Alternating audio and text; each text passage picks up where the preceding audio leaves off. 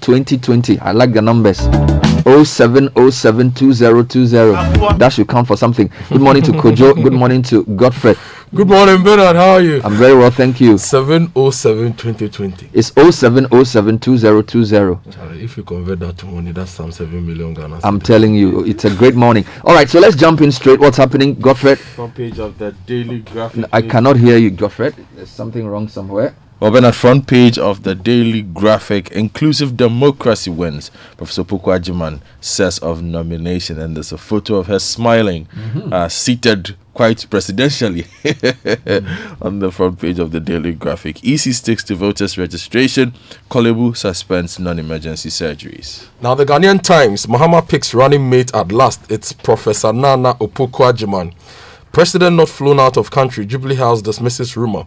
Parents besiege Accra Girls Senior High School over COVID-19 scare, demand release of wards, and President Lord's Valentina Mentes ICC appointment. The front page of the Daily Guide newspaper, Mahama picks Naane for NDC VP. Mona faces Supreme Court contempt. Comes with a photo of Bernard Mona, PNC's interim national chairman. Gabi wades into Dom-level Kroll case. Now, the finder, over 2.2 million voters registered in first 6 days of phase 1. 68.9% of those registered used the Ghana card. Mahama picks Professor Naane Opoku-Agyemang, and significant improvement in social distancing at registration centers. Front page of the Daily Statesman says insensitivity to women and teachers. NPP berates Mahama's choice of anti-feminist Naane as running mate. EC takes steps to prevent overcrowding at registration centers. And Samuel Sapong's fishy state housing sale reversed. The Chronicle, at long last, Mahama gets running mate, and it's Professor Naane Opoku-Agyemang. Certificate produced from a grave puzzles Seydou Agongo, and chief threatens mayhem at Asaman Kese. Let me take you online. We have quite a number of stories there. If you go to citynewsroom.com, the lead story is on COVID-19 cases in Ghana, up by 992. Total reaches 21,077. Other stories: I'll dedicate my energy to ensuring NDC's resounding victory. Naane Opoku-Agyemang. Accra Girls teacher spouse also test positive for COVID-19. Meanwhile, Naane Opoku-Agyemang as running mate is a dangerous choice for Ghana's progress. This is according to the MPP. Other stories: Katsina and Nankana curfew imposed on Doba and Kandinga after clashes. 7 more COVID-19 deaths recorded in Ghana. Total deaths 129, and over 200 personnel deployed to monitor COVID-19 situation in senior high schools. Citybusinessnews.com. We've not sold Kotoka International Airport. We are partnering for expansion. This is aviation minister. Meanwhile, how long must we wait for justice? Indum asks as GN savings case suffers more adjournments. And Ghanaian exporters must take advantage of China's market. Ambassador Edward Boateng speaking on Citi Breakfast Show. If you go to my journal online, Mahama doesn't take Ghanaians electorate seriously. MPP reacts to running make choice. Also, new cases 992. As death toll increases to 129. That's what my journal online leads with. Meanwhile, sick or deaf students cannot write exams. Minority calls for schools to be closed again.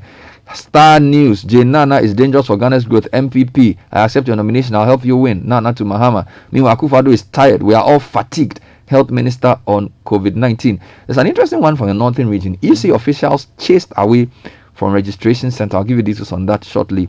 And if you go to GNA, they also lead with Mahama. MPP congratulates NDC flag bearer for selecting running mate. Social distancing challenges, EC Institute queue management system, and docket on Ofankor landlord murder case forwarded to AG for advice. The BBC: don't go out without a face covering.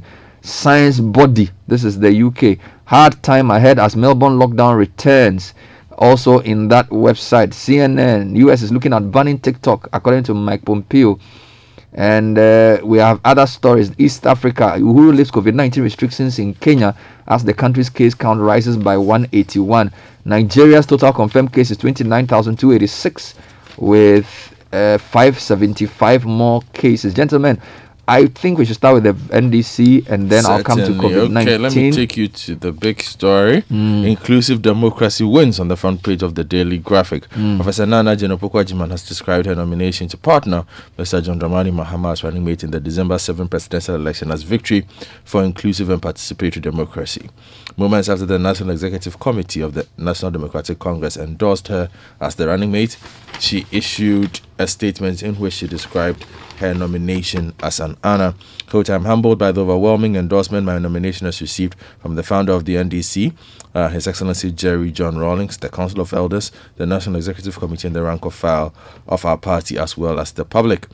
I have worked with His Excellency John Dramani Mahama closely, and I know he's a man of vision, a leader you can trust, a public servant of integrity, and a courageous leader who makes the right decisions in the national interest at all times." Nana Oyelita writes an article titled "The Dawn Has Broken" as Professor Naane Opoku-Agyemang has come, and she literally is endorsing this choice. She says, "Live pure, speak true, right wrong, follow the king." You know what that is? Wesley Girl's motto. Yes, she says she's the epitome of our motto. Her achievements are unparalleled and will be chronicled throughout the coming days. I open another door for you. Catch a glimpse of the other side of Prof, the mother, sister, colleague, and friend, astute, accomplished, loyal, honest, etc., etc. Meanwhile, the NPP is reacting to the choice. Yes, if you go to page 2 of the Statesman, NPP berates Mahama's choice of anti-feminist Nana as running mate. After The about Chronicle also says teachers were harassed under Jane. This is the MPP. Okay, let me give you one part and then you can take the other part. After about 2 years of searching for a running mate, the flag bearer of the opposition National Democratic Congress, John Dramani Mahama, yesterday settled on former Education Minister and former Vice Chancellor of the University of Cape Coast, Professor Jane Naane Opoku-Agyemang. Insider sources say the founder had rejected, which is President Rawlings, former President Rawlings, to the choice of Professor Opoku-Agyemang. Hence, the decision by Mr. Mahama and his loyalists not to involve the council where Mr. Rawlings wields much influence. Addressing a press conference yesterday to congratulate Professor Opoku-Agyemang on his election, the communications director of the MPP, Yababi Asama, said the former education minister's role in the release of the Muntie trio, who threatened death upon some Supreme Court justices, including the then Chief Justice Theodora Georgina Wood, presents her as an ardent anti-feminist. They've also said that Prof. Naane Opoku-Agyemang was by the side of Mr. Mahama when he promised to build 200 community day senior high schools, but could not fulfill it. And they go on to say that the research and book allowances of lecturers were cancelled under... Now, let me take you to COVID numbers, because the big story is that Ghana's case count is now 21,077. This story is on citynewsroom.com. We have 21,077 following the announcement of 992 new cases. That's a record. 992 new COVID-19 cases. Samples were taken between June 18 and July 1. In an update on Monday, July 6, the number of recoveries has also increased to 16,070, which recoveries Professor Dr. Akuma Baje yesterday clarified as differentiating between a clinical recovery and a viral recovery. During my interview with him, I'll bring you that interview later during the day. So the samples for this were taken between June 18 and July 1. You see the time lag? It's too big. Now, current active cases 4,878. Greater Accra 11,508. Ashanti 4,534. Meanwhile, the number of deaths has also risen to 129. Now, let me give you some other stories. Teacher at Accra Girls SHS spouse test positive for COVID-19. This story is by Nila Telate. It says, a teacher at Accra Girls Senior High School and a spouse have contracted the novel coronavirus. The latest confirmation is in addition to the already announced cases of infection among 6 students of the school. This means the school has recorded 8 cases as of Monday, July 6. Now, the GES received reports of suspected COVID-19 cases from some second cycle institutions in Ghana, including Accra Girls Senior High School. The service subsequently was notified as of yesterday. 6 students and a teacher and a spouse have been confirmed positive. Meanwhile, go ahead. All right, so staying with that story, page 16 and 17 of the Daily Graphic reports that students will undergo mass testing for COVID-19, and this is coming from the Ayawaso North Municipal Director of Education, Mr. Harry Evans. Meanwhile, Konongo, one student test positive for COVID-19 at Wesley SHS. And then, if you go to majoronline.com, sick or deaf students cannot write exams. Minority calls for schools to be closed again. The minority in parliament is calling on government to close schools again, following reports that some senior high school students have contracted coronavirus. Final year students and Form 2 Gold Track students have returned to school after months of closure due to coronavirus pandemic. Now, as reports have been made about students getting some of their students infected, the minority says government must take a second look at the decision, because if the students end up unwell or die, they cannot write the exams. And they quote Dr. Clementa Park, who says we must prioritize the lives of students. After all, how can sick or dead students write exams? The Busa South MP said government must reconsider the decision and close the schools for much more extended period. Could you just finally, over 200 personnel deployed to monitor COVID-19 situation in SHS. This is the government response. Yes. The government has deployed some 200 health personnel, including individuals from Ghana Education Service and the Ghana Health Service, to monitor the COVID-19 situation in various senior high schools. This follows the confirmation of cases at Accra Girls Senior High.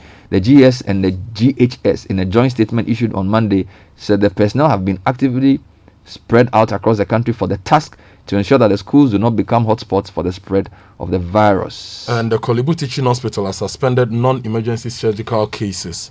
Now, the finder reports that the hospital administration of the Kolebu Teaching Hospital has decided to suspend emergency surgical cases. No. Yes. Non-emergency.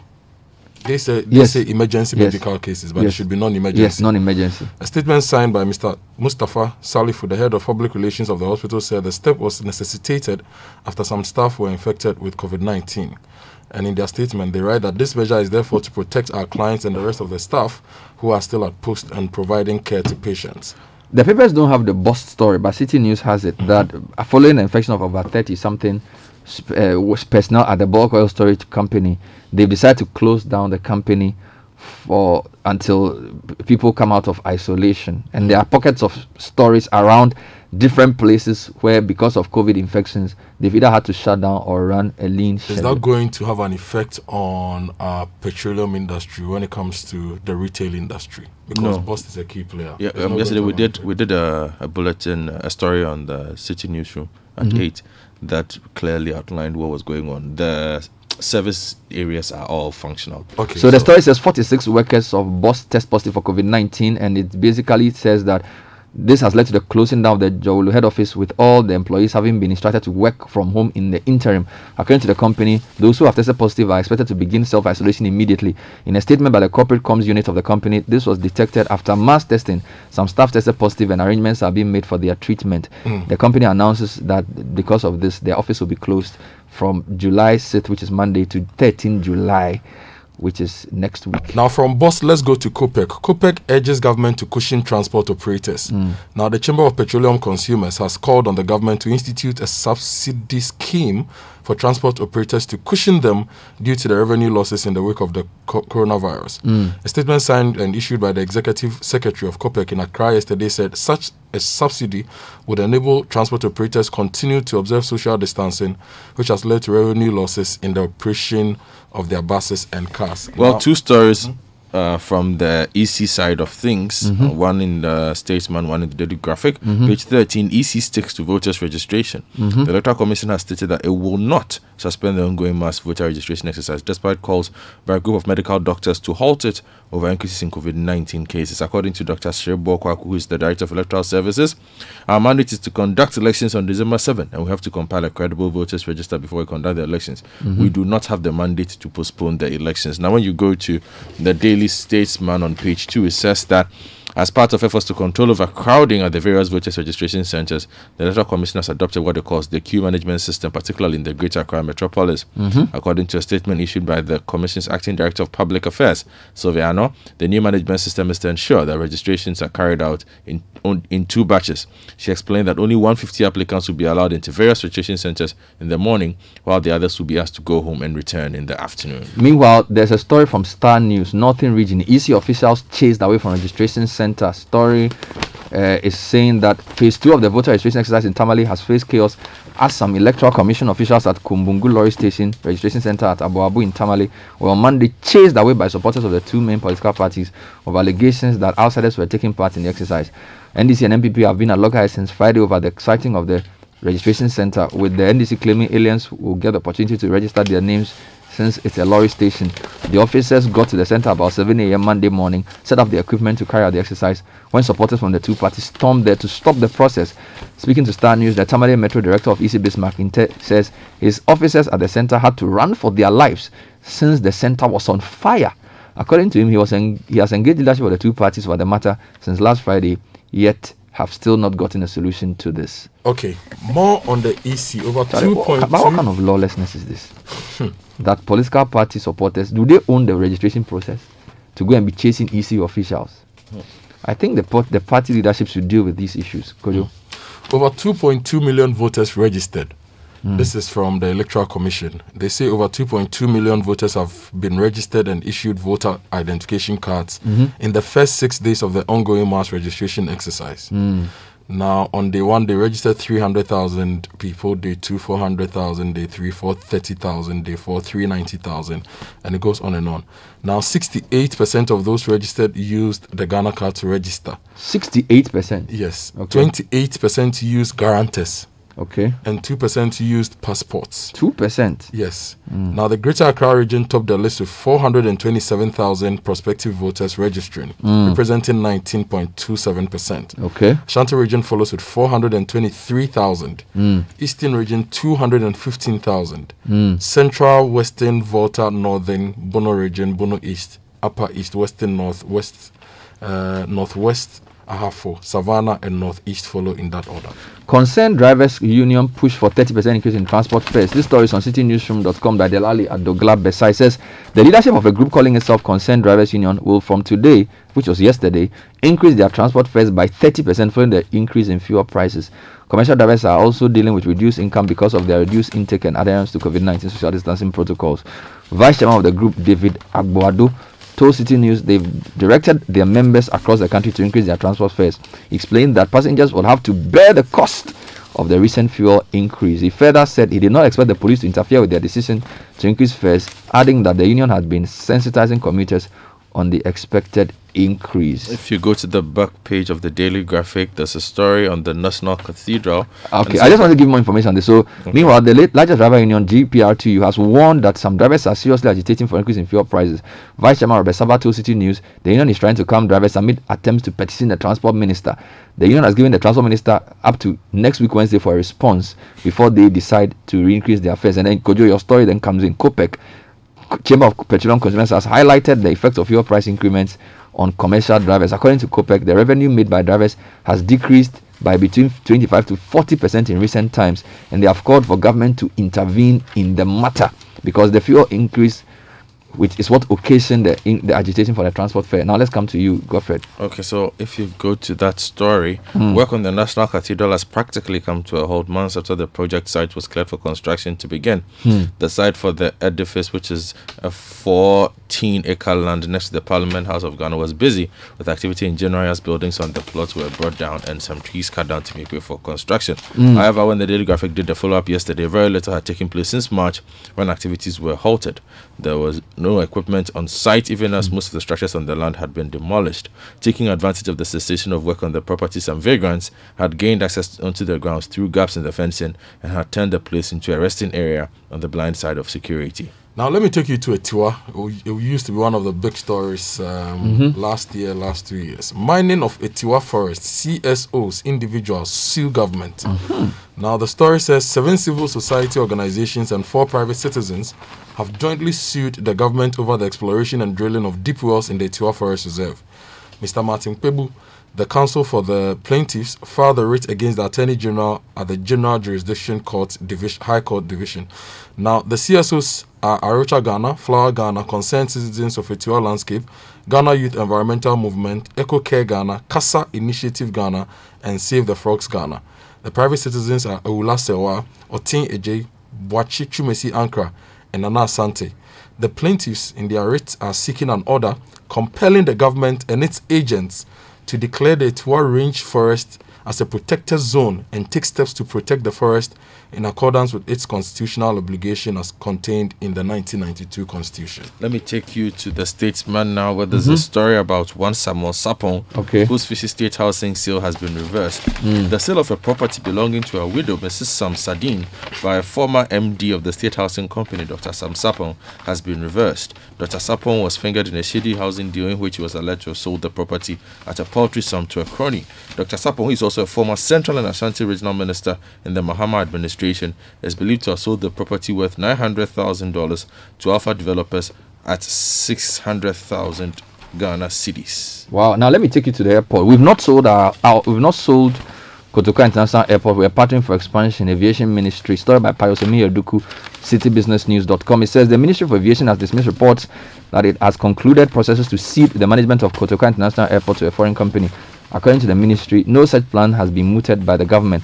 In a statement to clarify the issue, Sector Minister Joseph Kofi Adda urged the public to disregard such claims. He however said government is engaging stakeholders, including the Ghana Airport Company, to consider a projected strategic partnership agreement between the Ghana Airport Company and TAV Suma Consortium to improve service delivery and expansion of infrastructure at the airport. Indeed, what is being considered for deliberation by the ministry and its stakeholders, including the Ghana Airports Company and the TAV Suma Consortium, is to improve service delivery and expansion of infrastructure at the Ghana International Airport to achieve government's vision of making Ghana an aviation hub. Okay, let me take you to the railway ministry. Railways.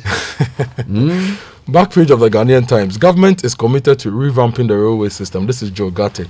Now, the Minister for Railways Development, Joe Gate, has reiterated that the government is on course to ensure that railway in Ghana, especially the Western Rail Line, is completed and restored to its former state. He indicated that the government envisaged that the railway system will cover the whole country by 2035.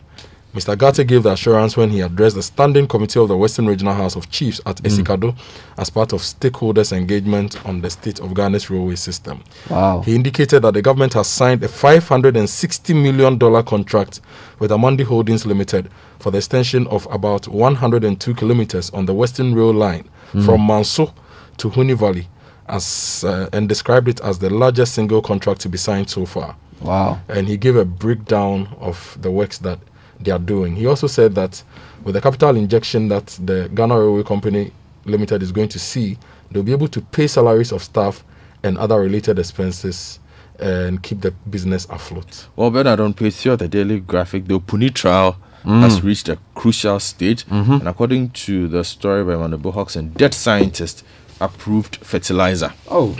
An issue of a dead scientist approving fertilizer at the Ghana Cocoa Board came up yesterday at the trial of Dr. Stephen Kwabena Opuni, the former CEO of the Cocoa Board, and businessman Seidu Agongo, who have been accused of acting together to cause financial loss of more than 271 million Ghana cedis to the state. During cross-examination of the third prosecution witness, the lawyer for Agongo, Mr. Nuti Fafa Nuchukwi, sought to make a case that some of the fertilizer procured by a Cocoa Board were never tested. Meanwhile, Mona faces Supreme Court contempt. Story in the Daily Guide. The chairman of PNC, Bernard Mona, has been cited for contempt after he allegedly encouraged Ghanaians to disregard the Supreme Court order for the EC to compile new voters register. The contempt suit filed at the Supreme Court by Deputy Attorney General Godfrey Dame alleges that Bernard Mona called on Ghanaians to go out there with their old voters cards if it is the only form of identification they have and demand their rights to be registered. This, Mr. Dame indicates, blatantly contradicts the express orders of the court for the old cards to be excluded from the list of documents for identification. Now, let me give you a story from Wa. Wa municipality records 131 unsafe abortions. This is the Ghanaian Times. Now, the story says the Wa municipality of the Upper West region has recorded 131 unsafe abortions within the first 5 months of the year. And the teenage pregnancies recorded in the municipality within the same period is 1,153. And the WA MCE, Alhaji Mumin, announced this at the launch of a sexual and reproductive health rights campaign at WA. Now, I want to give you two final stories. Local mining contractors accuse Minerals Commission of collapsing their businesses with outrageous charges. City Business News. Over 200 members of the Association of Local Mining Contractors have accused the Minerals Commission of working against government's drive to sanitize Ghana's mining sector and collapsing their local businesses. The members are also kicking against new fees introduced by the Minerals Commission, which is charged for obtaining renewable operational permits. According to the association, their members usually go through difficulty when acquiring operational permits to work in mining companies, as they are made to pay huge sums before they are given permits.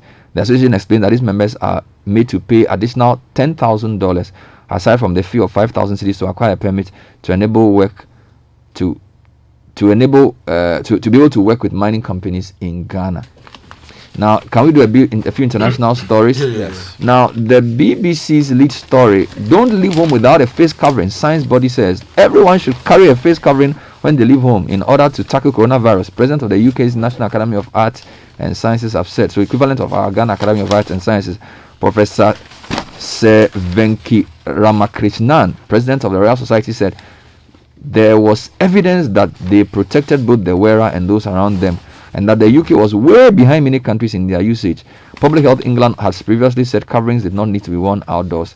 There are mixed feelings among the experts on the government's scientific advisory group SAGE around the use of face coverings. But in this latest move, they published 2 reports on face covering and said the public remained skeptical about the benefits because the message has not been clear enough and guidelines have been inconsistent. So, we urge our people to wear face masks wherever they are to limit the spread of COVID-19. Gentlemen, that's all we have time for. Thank you, Godfred. Thank you, Kojo. Coming up next is the